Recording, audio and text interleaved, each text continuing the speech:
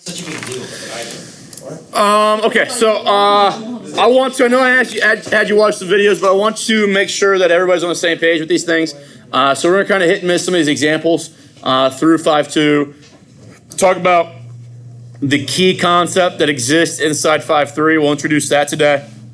And this stuff was in those videos, but again, want to make sure that we're all on the same page with this stuff before we move on. This question here is a very common question, and it's going to be phrased to us throughout this course many different ways. Okay, different versions of it. Right now it says cosine equals 3/4. In a few weeks, it'll say like cosine of 2 theta equals 3/4. And then a little bit after that, it'll say cosine of theta over 2 equals 3/4. And then later it'll say like cosine of alpha is 3/4 and sine of beta equals 2/5. And it'll ask us to come up with the other 5 trig ratios, okay? So I want to make sure that we understand the concept right now, because later on it's going to be the same thing. They're going to give us something in regards to one particular angle and ask us to find the other ratios. Okay, they're going to be very, very similar questions, but that first thing I highlighted essentially will change a little bit, and that will ultimately get us to use somewhat different formulas as we move on through those sections. If we understand this now, how to do this now, it should make those things a little bit easier. What we're going to do, so cosine theta equals 3/4. Basically what that means to us is that if I draw a right triangle and I choose one of my acute angles to be theta, and usually when we do this, you're just going to get used to doing this in the coordinate plane. You're going to let that theta be kind of that angle there that we've talked about being in standard position for a couple days now. Okay, cosine in SOHCAHTOA is the ratio of what sides? Hypotenuse and adjacent. Okay, and the adjacent one here, if it's 3/4, what's the adjacent length going to be? 3. And the hypotenuse is going to be 4. How do I go about finding that side right there then?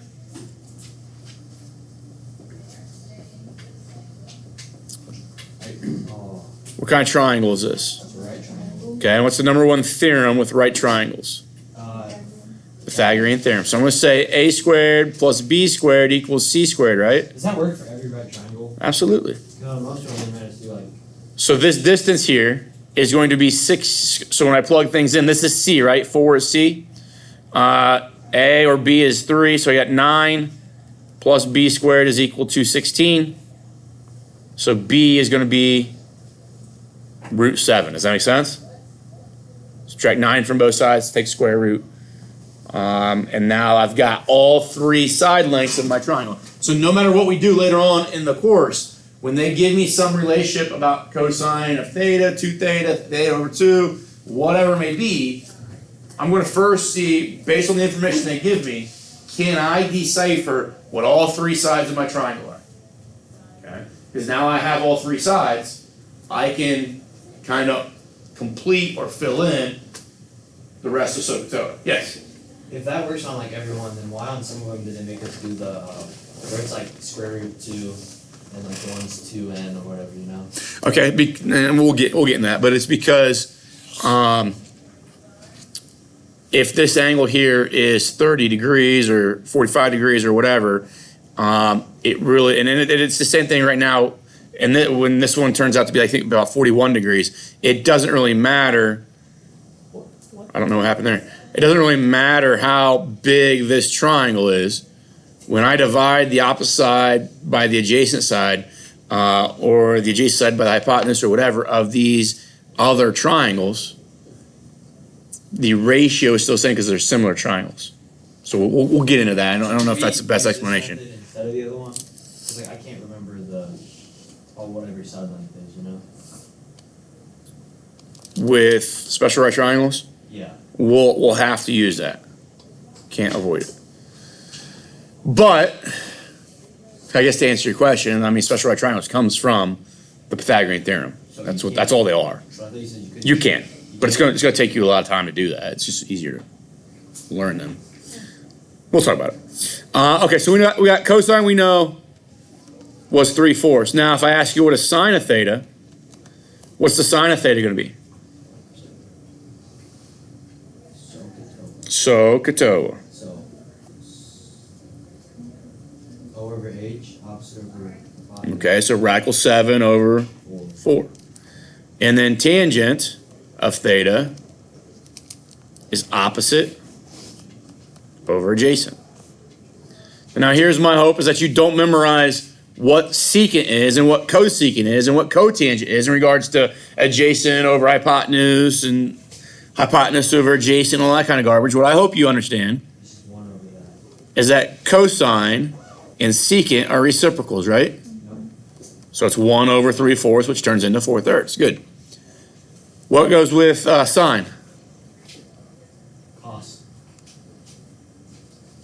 Same thing. Cosecant. Next one's cot. Okay. So this would be 4 over root 7. And if we rationalize it, just be careful on WebAssign. They're going to want you to rationalize. And then cotangent of theta ends up being 3 radical 7 over 7 after I rationalize. Yes? On like a quiz or a test, if I put like just 1 over 3/4, are you going to find it off? Because I just don't do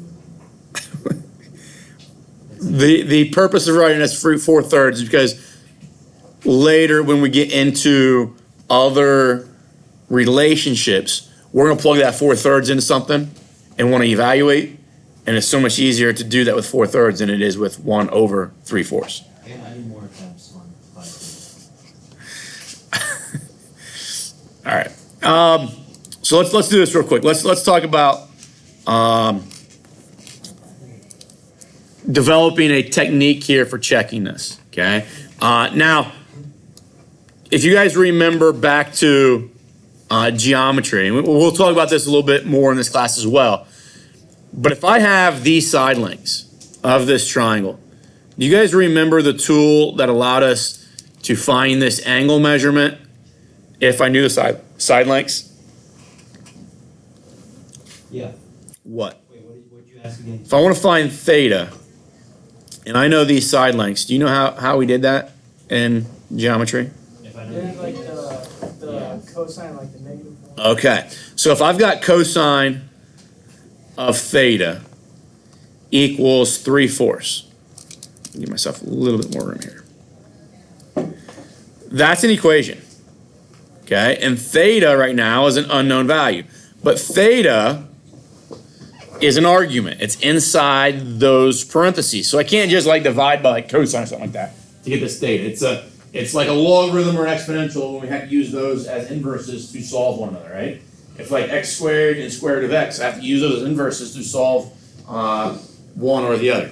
To get that theta isolated, we have to use our cosine inverse tool, okay? Inverses undo each other, right?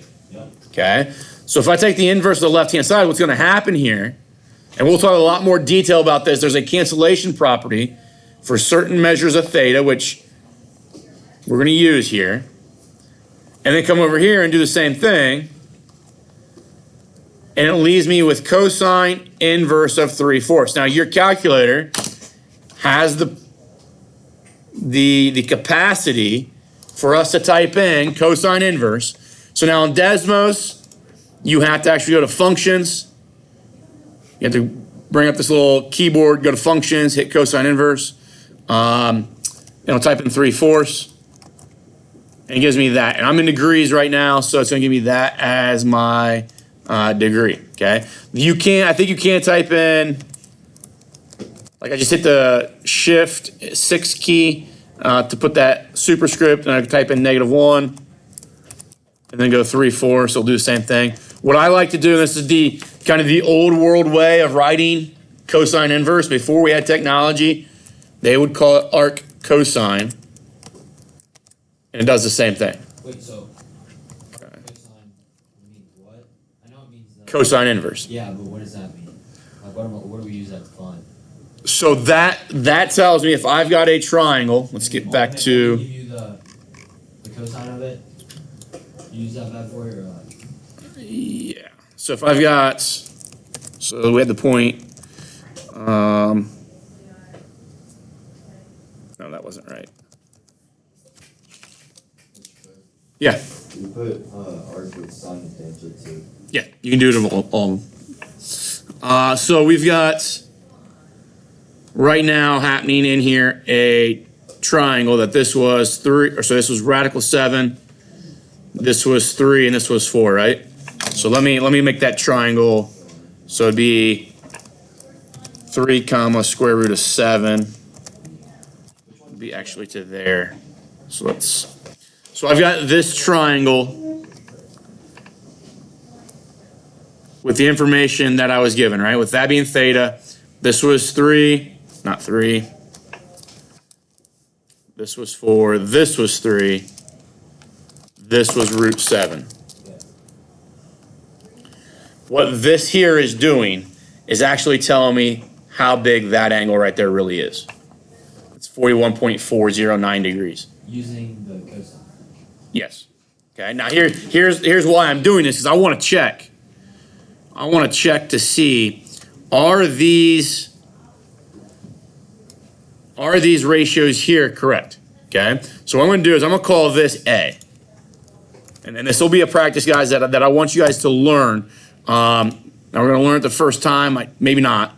But if I call that A, I'm going to see, does the cosine of A give me this ratio right here?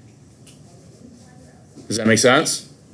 Okay. Now I'm going to go sine of that. And this is kind of where things start to see if we've done things correctly. If I took cosine of A and I got 3/4, I got 0.75, right?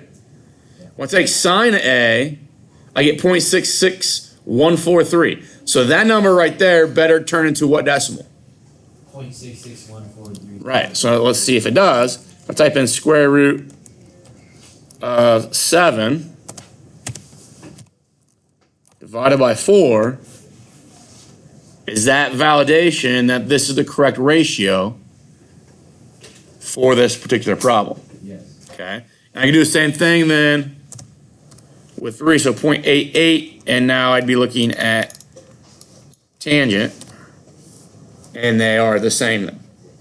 Okay, Desmos is kind of odd. I don't know why this is the case. I don't know why they program them differently. If I'm looking at this calculator, it will actually use secant. I can do that. Okay, so secant we said was 4/3, right? Yes. Did we just get 4/3? It was 1.3 repeating. Okay, and it does have a nice thing here. I don't know if you guys know that you can toggle back and forth between fractions and decimals on Desmos. No. If it's an option, because here obviously that's an irrational number, right? So I can't change that to a fraction. But if it does, if it is something we can change to a fraction, it'll do for you. So that's nice. But if I go to this Desmos, it doesn't know what secant is. And I don't know why they do that. I don't know. So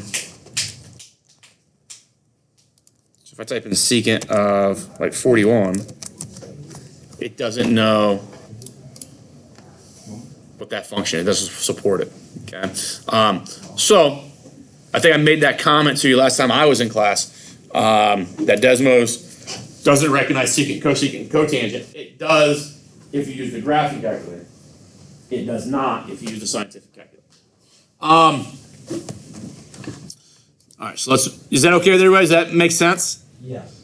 All right, that checking process will be something that we kind of deal with quite a bit later on throughout the course. The next thing we'll talk about is special right triangles. Okay, so Blaise was asking, do I have to memorize special right triangles? The answer to that is no, as long as you know Pythagorean theorem. But what happens, the idea of the special right triangles in that template is that it's a shortcut for the Pythagorean theorem. Okay, so if you like shortcuts, you like being efficient and saving yourself time, this is something to use.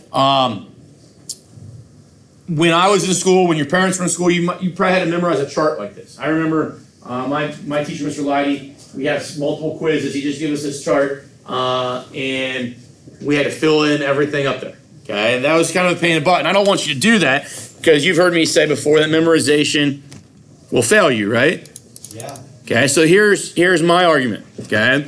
I want to talk about these values inside this triangle for the first part of this. Okay, so here's where we're using our geometry skills. That's a 45, 45, 90 triangle, right? Yes. What's another name for that? Isosceles. It's an isosceles right triangle.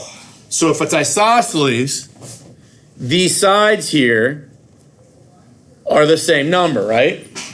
Yes. Now they could both be 3, they could both be 5, they could both be pi, they could be whatever, it doesn't matter. 7. Okay? Pythagoras tells us then to find, I'm just gonna call this C right now.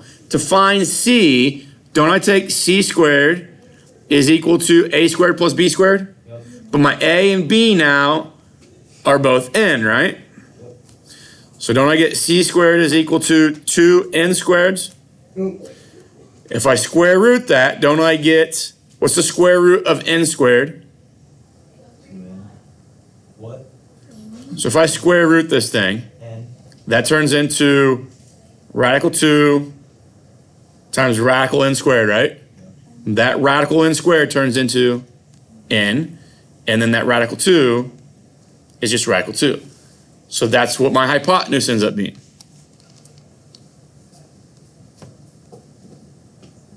Does that make sense? And the idea then is no matter what, as long as I've got a 45-degree angle,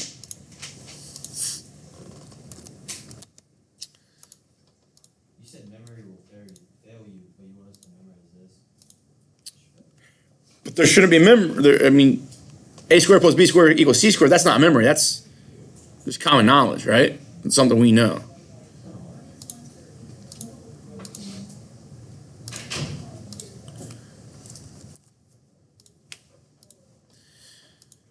Let's see here. Select leg point vertex. All right, leg point vertex. 45. Okay.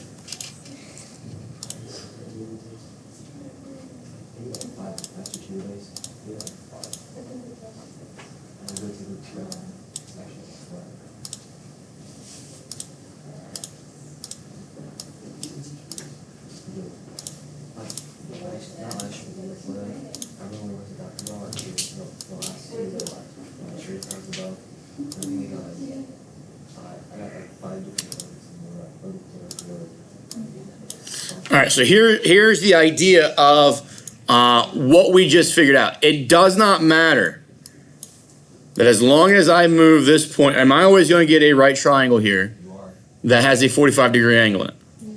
Okay, so now if I take, let's just say the sine of this 45-degree angle, which can give me that right there. It gives me 0.707, which is the square root of 2 divided by 2. Does that make sense? Same numbers? Okay.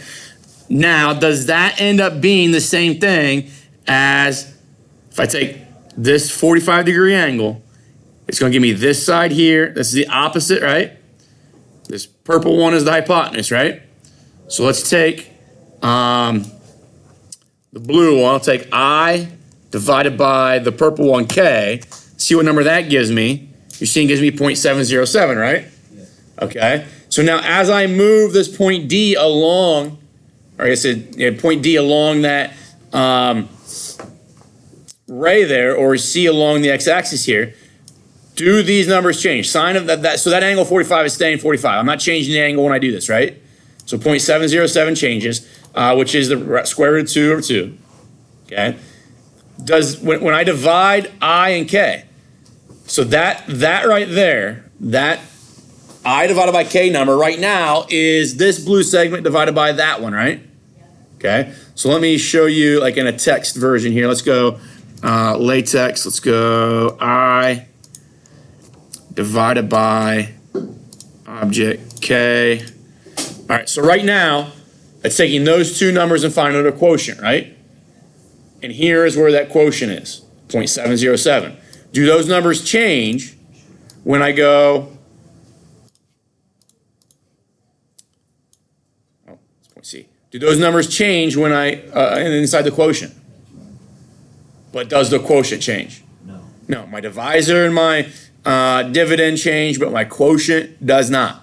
And that's the idea of this special right triangle, is that as long as I know there's a 45-degree angle in there, it's a right triangle, I know how the opposite and hypotenuse are going to divide out. They're going to divide out every single time to be radical 2 over 2. Does that make sense? Okay.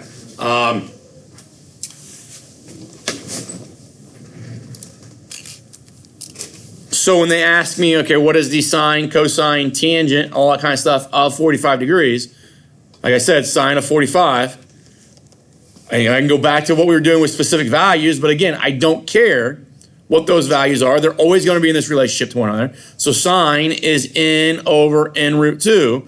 What's going to happen to my n's? Cancel out. So back into this picture, n is 4.174. And if I multiply by that radical 2, it's going to be that number right there. Okay?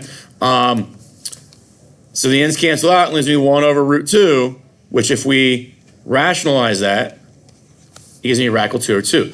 So we're seeing here sine of 45, right there, radical 2 over 2. Does that make sense?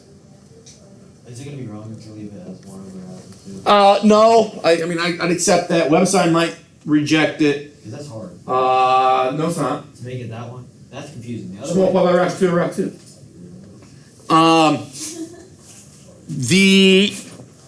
The next thing we're do is a 30, 60, 90 triangle. Okay, so we're gonna answer before we get to that. We can answer all these other. What's cosine?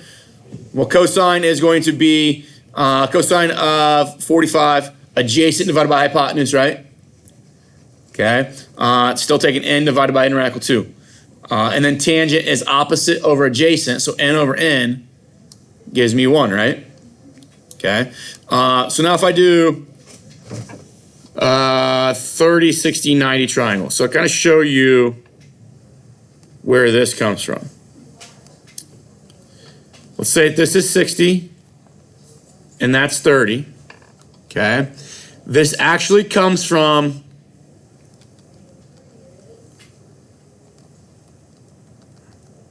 the logic that we get here. I'm gonna look at this overall triangle and I'm gonna make it equiangular. If it's equiangular, is that 60 degrees? Yes, it is. Okay. Is this angle here 60 degrees? It is, okay. And if it's equiangular, isn't that side the same as that side? Yeah. Which is the same as that one, right? Yeah. Okay. If you remember back to geometry, if we took an isosceles triangle, which an equilateral triangle is isosceles by definition, okay, and we take from the vertex angle, which is the angle that is between two congruent sides, all right, and we create a segment that is perpendicular to the third side, which would be this segment right here. Okay, there was a corollary that says if this happens, if this is perpendicular right here, what it does to this 60-degree angle up here is it cuts it in half. So that's how I know that that's a 30-degree angle. Does that make sense? Right. It also cuts this bottom in half. Okay? So what we do, and you can name this bottom value anything you want to. I'm going to name it or give it a length of 2n. Because when I make that 2n, what is this side here? 2n. 2n. Now going back to this segment here, ultimately being a bisector of the base, what is that distance right there going to be? N. Is this a right triangle now? Yeah. Do you have two sides of that right triangle? Yeah. So can I say a squared plus b squared, which I'm going to call n, is equal to c squared? Yes. So we get a squared plus n squared is equal to 4n squared, right?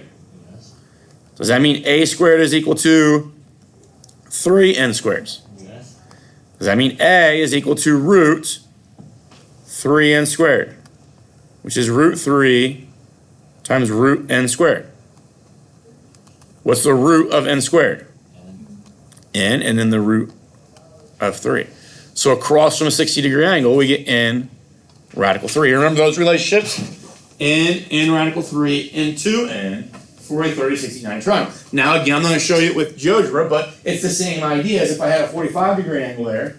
Okay? It doesn't matter, as long as I have a 60-degree angle or a 30-degree angle in my right triangle, if this side here is 5, this one's got to be 10, this one's got to be 5 radical 3. Does that make sense? Okay? So when they ask me what is the sine of, let's just say, 30 degrees right now, so I'm going to go to my 30. What's opposite 30? N. And now what's the hypotenuse? 2n. So if I use 5 and 10, or 10 and 20, or whatever, it's going to always reduce to 1/2, right? I'm going to go back to my chart, and it says sine of 30, 1/2, right? Okay, cosine of 30. Okay, so cosine of 30 is adjacent. So adjacent now is n radical 3 over hypotenuse, which is 2n, right? N's cancel out. Radical 3 over 2. You know what would make this easier? Nothing. This is as easy as it gets. If you print out the chart and gave it to us and let us use it on the test. I think that's easier. I mean, you can write the chart. You can draw these two pictures and you've got the chart. Yeah, that'd be easier. All right, so we have some that we have undefined. We'll get to this and talk about this later on with the 90 and 180 and 270 situations. What I want you guys to know is that all this stuff is generated from Pythagorean theorem, which you guys learned probably for the first time in like the 6th grade. Okay, so that's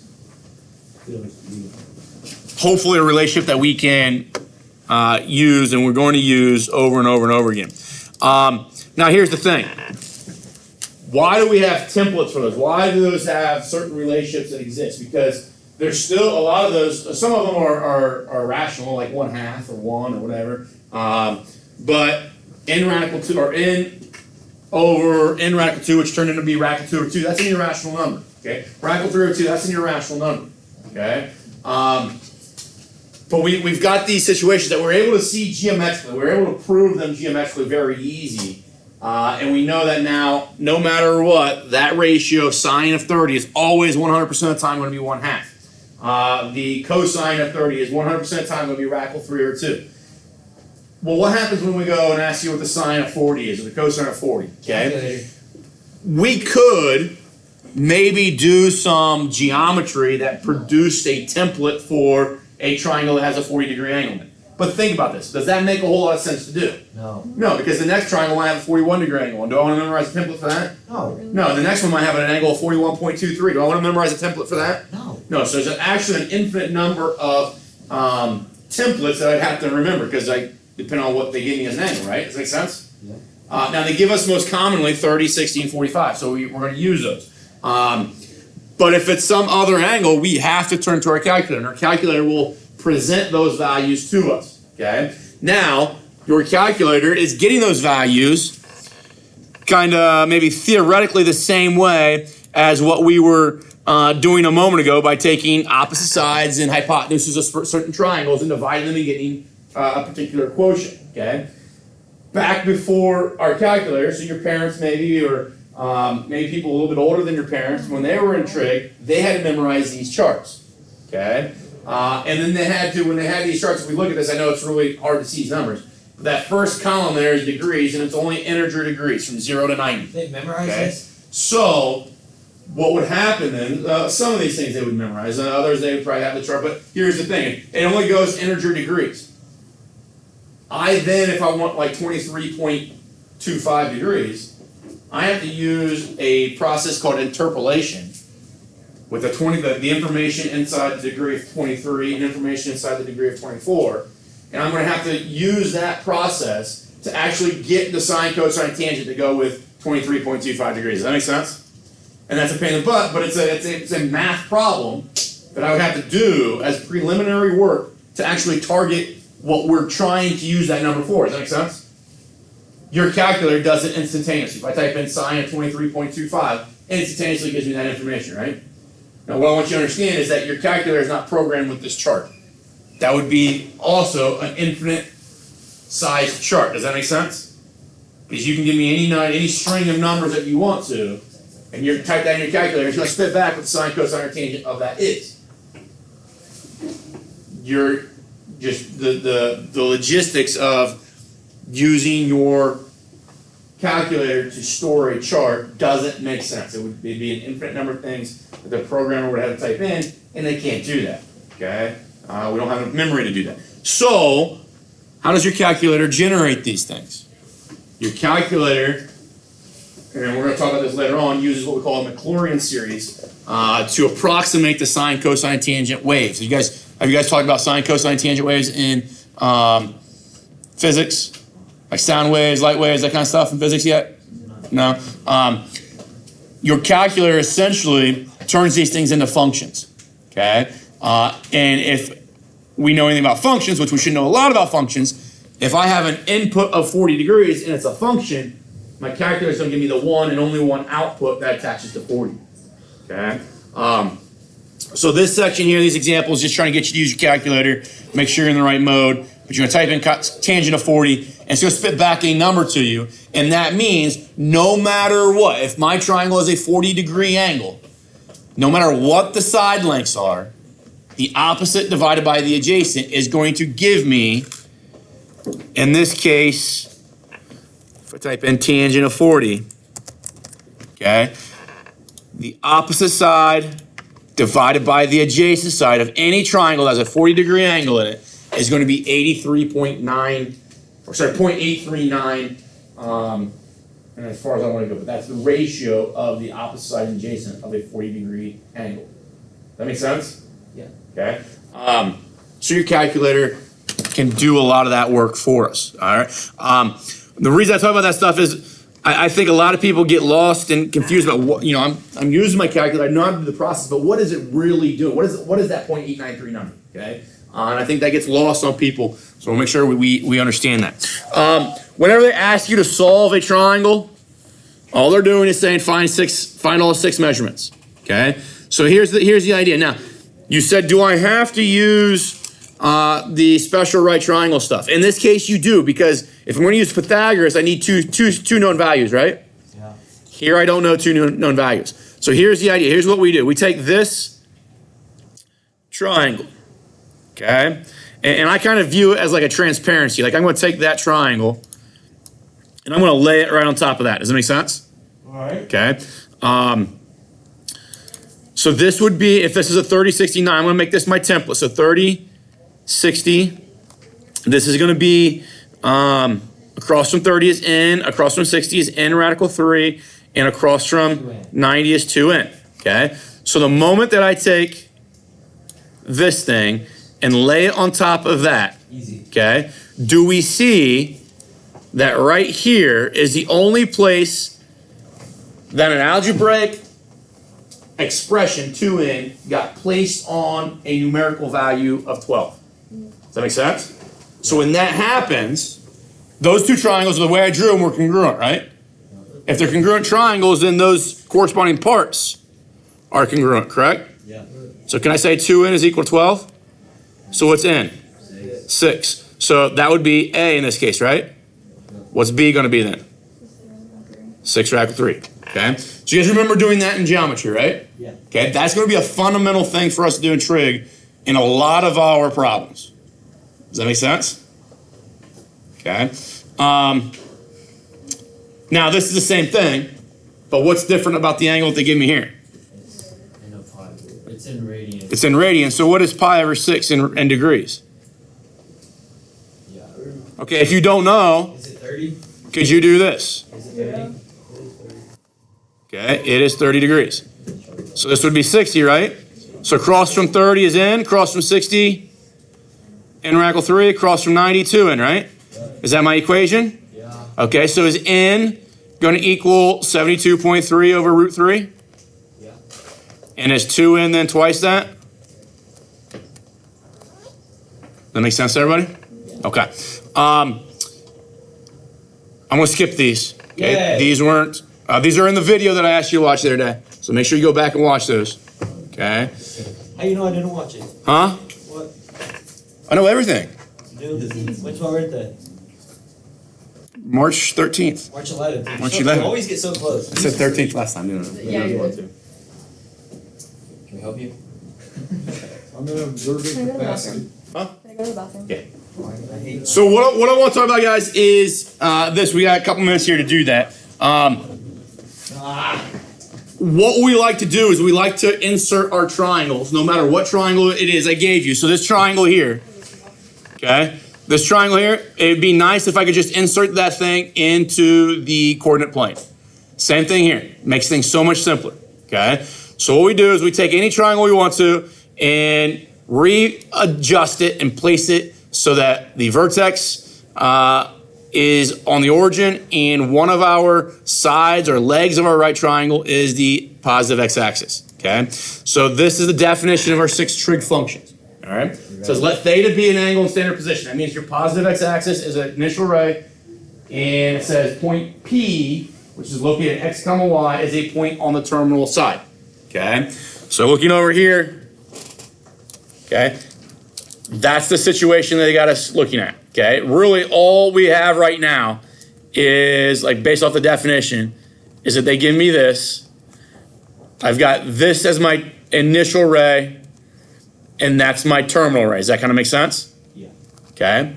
Now, if I want to get to that point right there, and I started at the origin, how do I get there?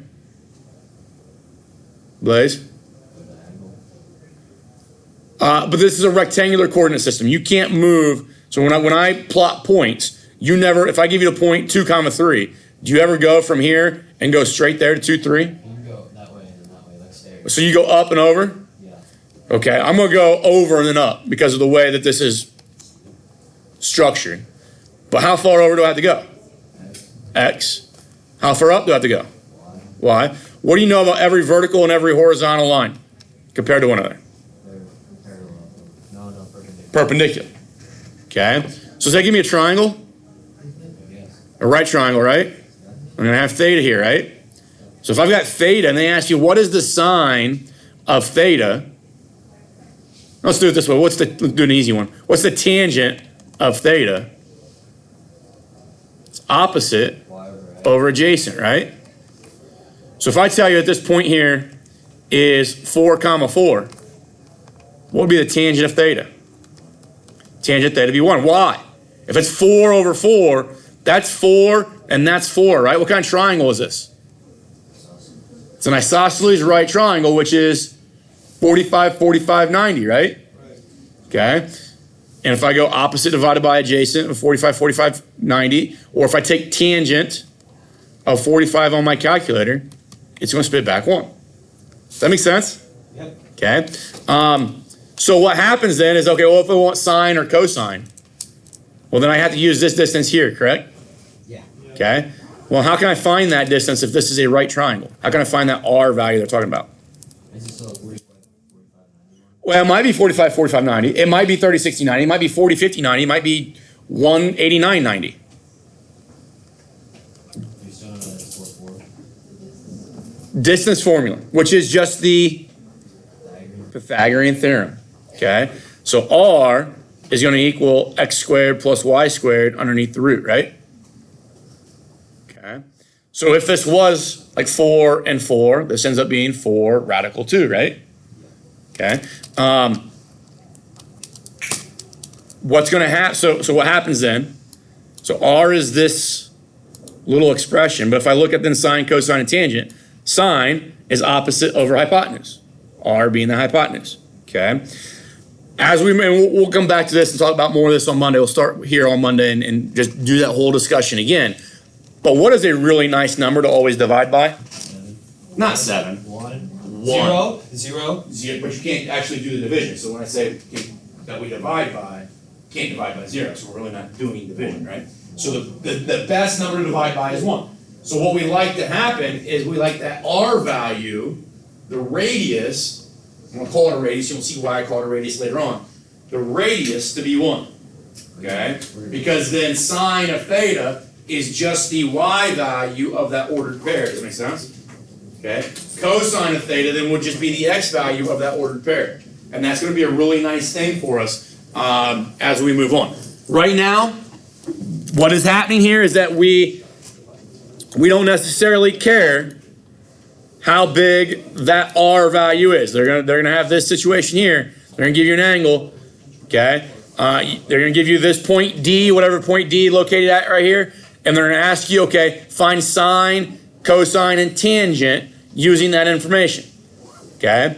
Well, you know the tangent is gonna be the y divided by x, opposite divided by adjacent, and then you're gonna have to find that purple distance by taking those 2 points and run them through the square root of x squared plus y squared, okay? And then once you have that R, sine, cosine, and tangent will be the x value divided by R and the y value divided by R. Is that okay? Yeah. We'll spend more time, a lot more time, kind of discussing that. But if you can learn that and understand that, the rest of the course becomes very simple. If you don't understand that, you don't get that, or you don't get that until March or April, a lot of this course is going to just really create a lot of anxiety for you. Okay? Which is, so